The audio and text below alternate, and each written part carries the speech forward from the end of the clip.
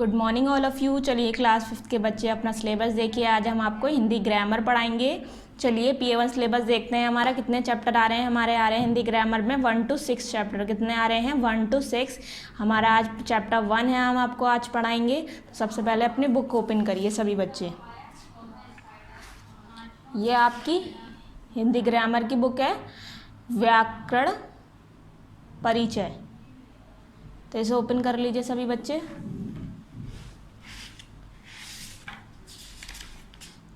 सबसे पहले इंडेक्स देखते हैं कितने चैप्टर आ रहे हैं। हमारे आ रहे हैं 1 to 6 PA1 सिलेबस में। ठीक है, फर्स्ट चैप्टर है हमारा भाषा, लिपि और व्याकरण। ये हम आपको आज पार्ट 1 में, हमारी वीडियो है पार्ट 1, उसमें हम आपको पढ़ाएंगे। ठीक है, वर्क कराएंगे और पढ़ाएंगे। तो सबसे पहले अपना पहला चैप्टर देखते हैं। यहाँ मैं शो कर देती हूँ पार्ट 1।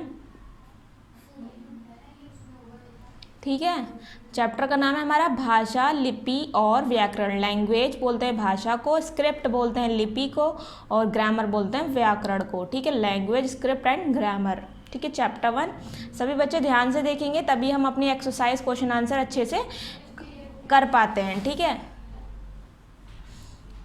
ये है फर्स्ट क्या दिया हुआ है, नेताजी बोलकर अपने विचार रख रहे हैं। नेताजी बोल रहे हैं और अपने विचार रख रहे हैं। आम जनता सुनकर समझ रही है। जो जनता बैठी है ये क्या कर रही है, सुन रही है और समझ रही है उनकी बातों को। अब इधर देखिए, अध्यापिका लिखकर अपनी बात बता रही हैं। अध्यापिका यानी टीचर अपनी बात बोर्ड पर लिखकर बच्चों को बता रही हैं। छात्र छात्राएं पढ़कर समझ रहे हैं। छात्र जो स्टूडेंट्स बैठे हुए हैं ये क्या कर रहे हैं, बोर्ड्स को जो लिखा हुआ है उसको, उनकी बातों को सुनकर समझ रहे हैं। देखिए, उपयुक्त चित्रों से ये स्पष्ट हो रहा है कि विचारों का आदान प्रदान अनेक तरीके से किया जा सकता है। चित्रों के मुताबिक हमें पता चल रहा है कि इनके आदान प्रदान से, इनके तरीके से हमें पता चल रहा है यही भाषा है। क्या है ये? भाषा है। मनुष्य द्वारा बोली जाने वाली सार्थक बोली को ही भाषा कहते हैं। जो ये बोलते हैं, ये लिखते हैं, इनको ही हम भाषा बोलते हैं। भाषा के द्वारा हम अपने मन के भाव, विचारों या अपनी बातों को दूसरे तक पहुंचाते हैं। भाषा के मतलब है हम अपने विचारों को, भावों को, अपनी बातों को दूसरों तक पहुंचाते हैं। किसी भी भाषा में कुछ ध्वनि संकेतक यंत्र पाए जाते हैं।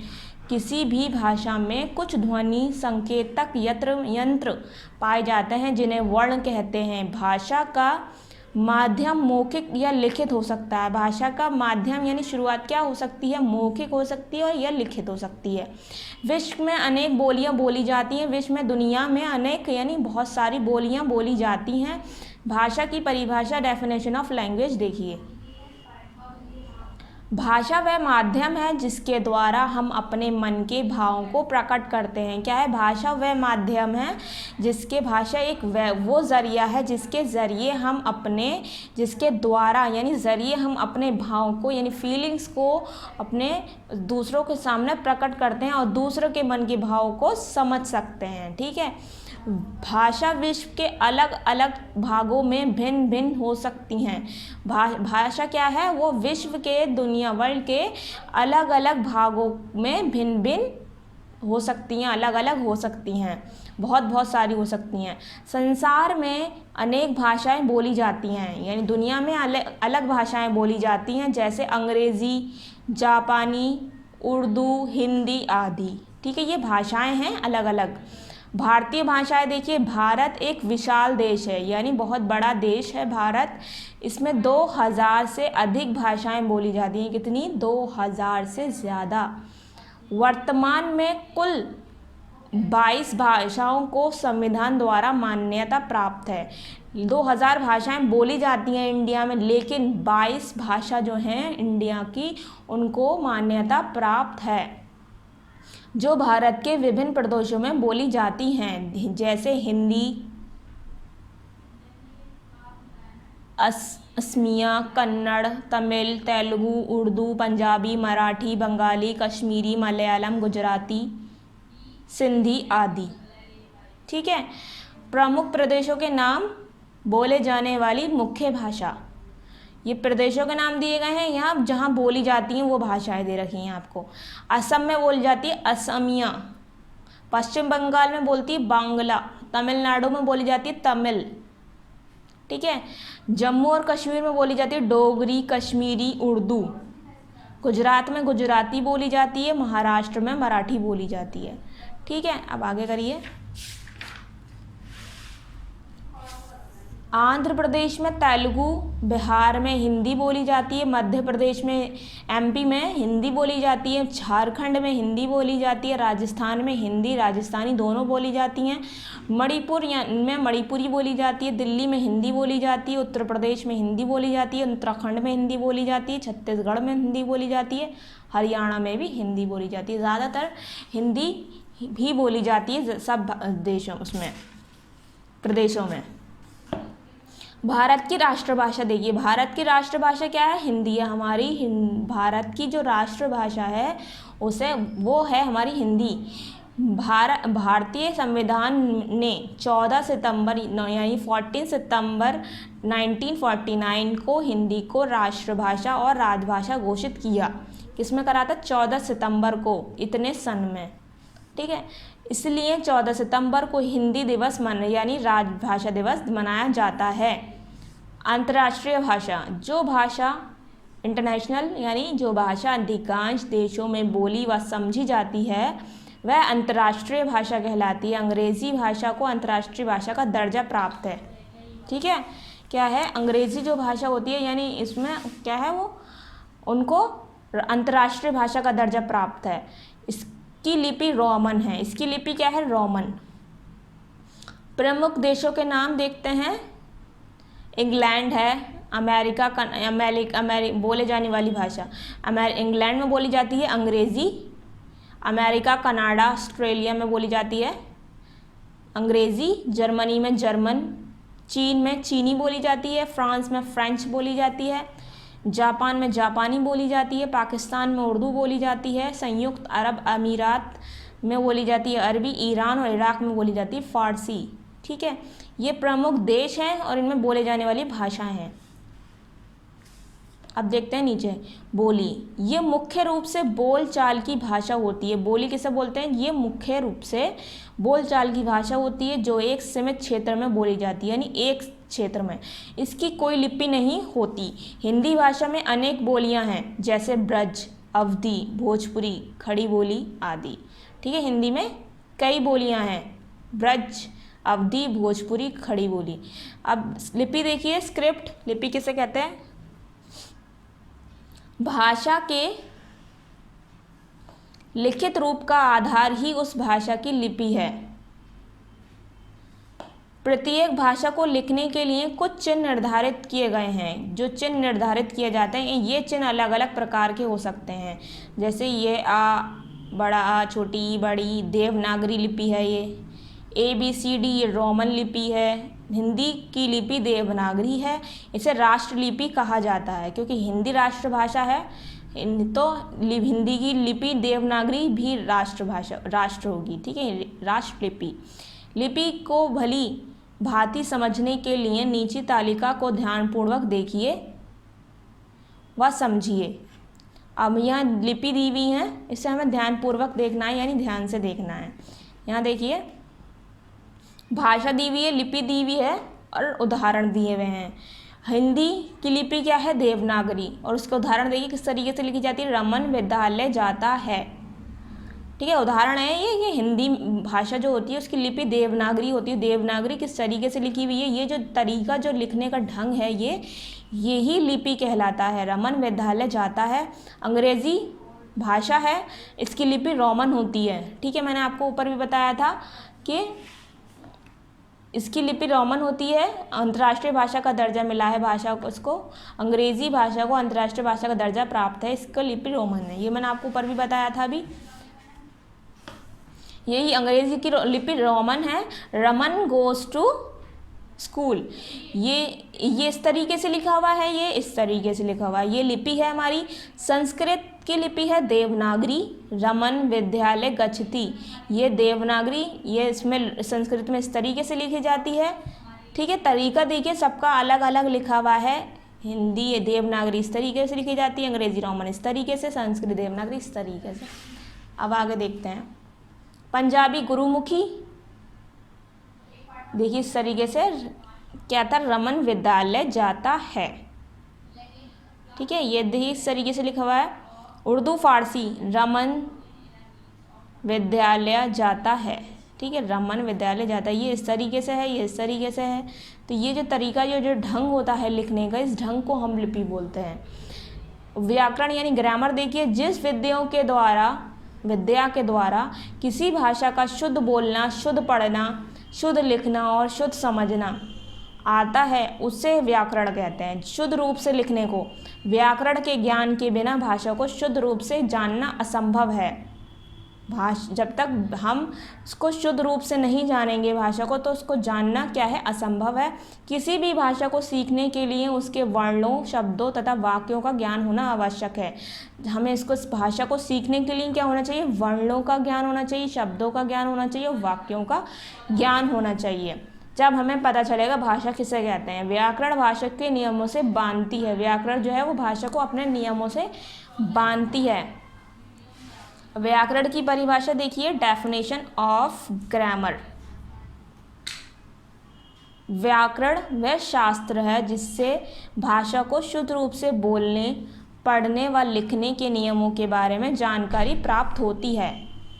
ठीक है, क्या है, व्याकरण एक तरीका है जिससे भाषा को शुद्ध रूप से बोला जा सकता है, पढ़ा जा सकता है, लिखा जा सकता है। ठीक है, इनकी जानकारी की नियमों के बारे में जानकारी प्राप्त होती है। ये डेफिनेशन है हमारी व्याकरण की। यहाँ हमारा चैप्टर कंप्लीट हो जाता है और यहाँ हमारी एक्सरसाइज स्टार्ट होती हैं। हमारा पार्ट 1 चल रहा है अभी। ठीक है, अब देखिए, सही विकल्प के सामने राइट का चिन्ह लगाना। अब जो सही विकल्प होगा, सही आंसर होगा, उसके सामने हमें से राइट लगाना है। अधिकतर प्रदेशों में बोले जाने वाली भाषा होती है राष्ट्रभाषा। अधिकतर देशों में बोले जाने वाली भाषा कौन सी होती है, राष्ट्रभाषा।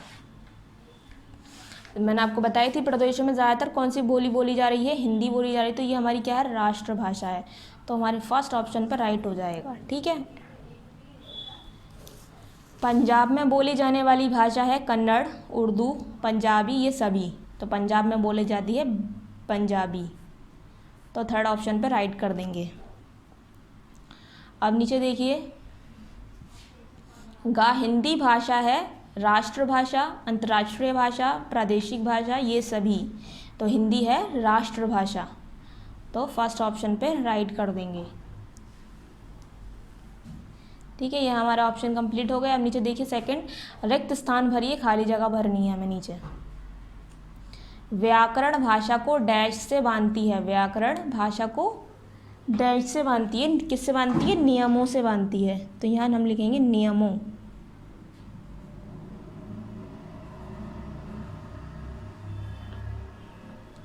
खा है, हिंदी डैश लिपि में लिखी जाती है। हिंदी किस लिपि में लिखी जाती है, देवनागरी।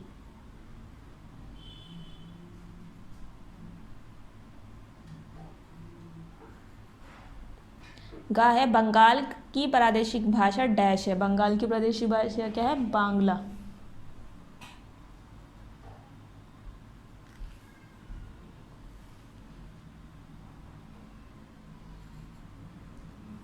चलिए दोबारा लिखते हैं।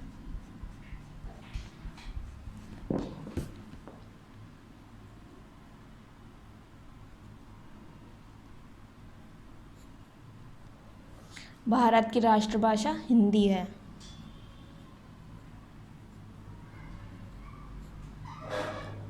ठीक है, ये हो गया कंप्लीट। अब आगे देखते हैं।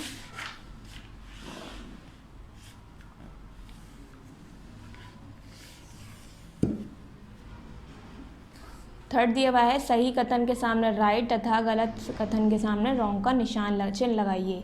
जो हमारा सही होगा सेंटेंस उसके सामने हम राइट करेंगे, जो गलत होगा उसके सामने रॉन्ग का निशान लगाएंगे। फर्स्ट है रोमन पंजाबी भाषा की लिपि है, रोमन अंग्रेजी भाषा की लिपि है, तो ये आ जाएगा हमारा रॉन्ग। घ है, किसी प्रदेश में बोले जाने वाली भाषा राष्ट्रभाषा कहलाती है, रॉन्ग।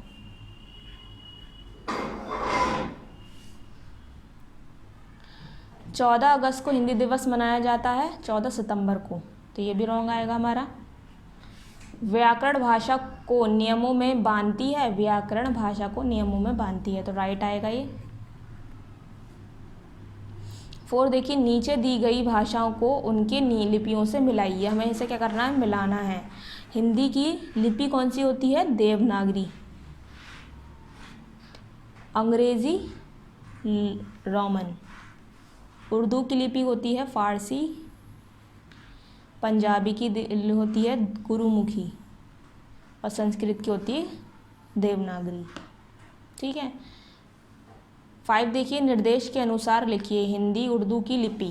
हिंदी की उर्दू की लिपि लिखनी है हमें, तो हिंदी की लिपि होती है देवनागरी।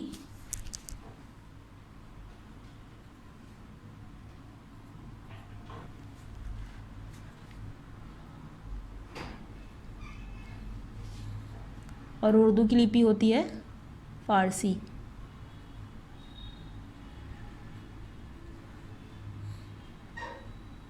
भाषा जो आप बोलते हैं, हम कौन सी भाषा बोलते हैं, हिंदी।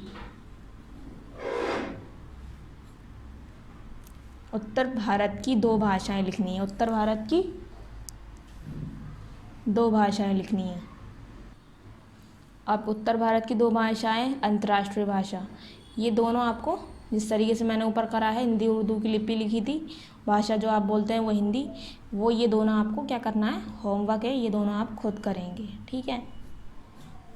उत्तर भारत की 2 भाषाएं लिखेंगे यहाँ पर और अंतर्राष्ट्रीय भाषा लिखेंगे यहाँ पर कौन सी है। ठीक। अब यहाँ देखिए, निम्नलिखित प्रश्नों के उत्तर लिखिए। अब यहाँ हमें क्या करना है, क्वेश्चन आंसर करने हैं, प्रश्नों के उत्तर अब हम आपको ये कॉपी पर कराएंगे। तो सबसे पहले कॉपी खोलिए अपनी हिंदी की, ये आपकी हिंदी की कॉपी है। यहाँ नाम लिखना है सभी बच्चों को अपना। यहाँ क्लास है आपकी 5th, सब्जेक्ट है हिंदी, ग्रामर। ठीक है। देखिए मैंने यहाँ लिखा हुआ है अपना चैप्टर 1, मैं आपको बता देती हूँ। सबसे पहले अपना चैप्टर खोलिए।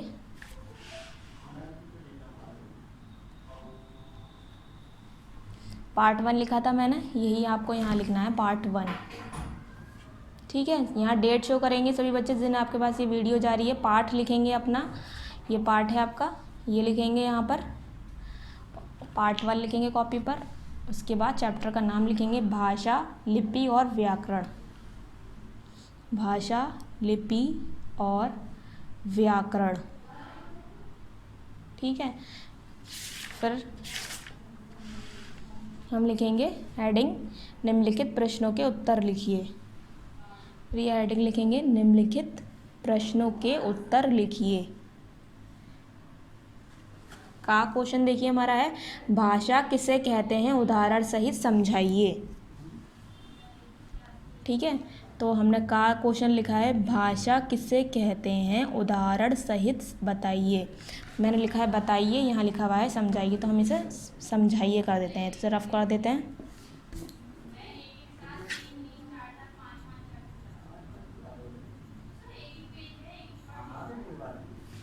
ठीक है, लिख दिया। अब उसका उत्तर क्या नहीं है, मैंने आंसर लिखा है, भाषा वह माध्यम है जिसके द्वारा हम अपने भावों को प्रकट करते हैं और दूसरों के मन के भाव को समझते हैं। उदाहरण हमें बताना था, तो उदाहरण था, नेताजी बोलकर अपने विचार रख रहे हैं, आम जनता उसे समझ रही है। ठीक है, यह है हमारा उदाहरण। अगर आप चाहें तो बुक से भी कर सकते हैं सभी बच्चे। देखिए मैंने यहाँ से लेकर पेज नंबर 5 पर करा है, ये फर्स्ट आपका आंसर है। पहले आपको यहाँ से यहाँ तक लिखना है और उदाहरण मैंने ये लिखा है।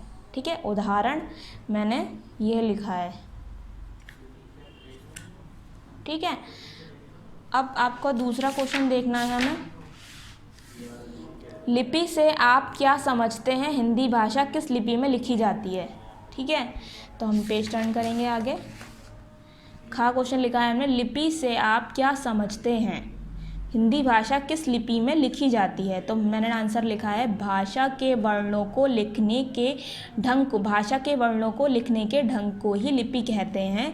हिंदी भाषा देवनागरी लिपि में लिखी जाती है। ठीक है, आपको यही आंसर लिखना है जो मैंने लिखा है, भाषा के वर्णों को लिखने के ढंग को ही लिपि कहते हैं। हिंदी भाषा देवनागरी लिपि में लिखी जाती है। ठीक है, किस लिपि में लिखी जाती है? देवनागरी लिपि में लिखी जाती है। यह आपका हो जाएगा अपना खा क्वेश्चन का आंसर आपका कंप्लीट। ठीक है, अब तीसरा देखिए, व्याकरण किसे कहते हैं? तो गा हमने लिखा है, व्याकरण किसे कहते हैं? तो इसका जवाब है, व्याकरण वह शास्त्र है जिससे भाषा को शुद्ध रूप से बोलने, पढ़ने व लिखने के नियमों के बारे में जानकारी प्राप्त होती है। यह आपका हो गया आंसर कंप्लीट। ठीक है, व्याकरण वह शास्त्र है जिससे भाषा को शुद्ध रूप से बोलने, पढ़ने व लिखने के नियमों के बारे में जानकारी प्राप्त होती है।